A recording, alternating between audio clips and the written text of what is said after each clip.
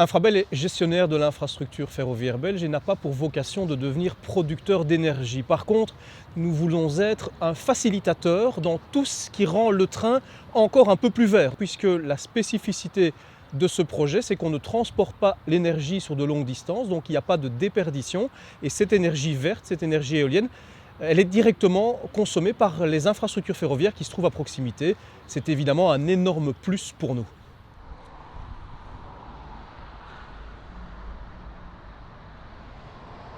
Donc on doit pouvoir garantir l'approvisionnement électrique du réseau, mais par contre, on peut se permettre, dès l'instant où il y a des sources d'énergie renouvelable alternatives qui sont à notre portée et qui peuvent permettre à des trains d'avancer, et c'est le cas ici, 170 trains par jour qui seront alimentés via de l'énergie éolienne, il va de soi que nous nous investissons pleinement dans un projet comme celui-là.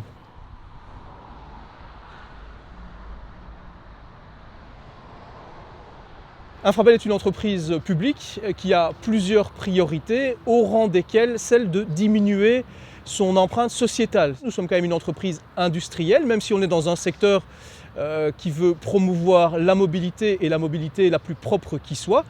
Malgré tout, il y a encore moyen de faire mieux, il y a moyen de faire mieux en investissant, en apportant notre contribution à des projets verts. C'est le cas aujourd'hui de cet approvisionnement en énergie éolienne. Ça a été le cas il y a quelques années aussi par le biais d'une autre technique. Ce sont des panneaux photovoltaïques et qui alimentent la ligne à grande vitesse entre Anvers et les Pays-Bas sur un système qui est pas fondamentalement le même qu'ici, mais dont le dénominateur commun est tout de même de produire de l'énergie verte localement et de la consommer tout aussi localement.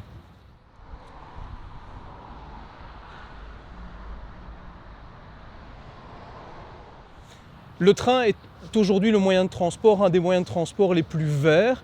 Nous nous efforçons d'encore diminuer cette empreinte. C'est le cas en alimentant les trains via de l'énergie verte, mais c'est aussi le cas dans tous nos bâtiments techniques, puisque de plus en plus, ils sont alimentés, des ateliers par exemple, par des chaudières à pellets. Les vestiaires disposent d'une eau chaude qui provient de panneaux solaires. Ces bâtiments techniques sont éclairés, sont alimentés en électricité via des panneaux photovoltaïques. Ce sont autant de petites choses que nous pouvons faire et qui contribuent à un monde plus vert.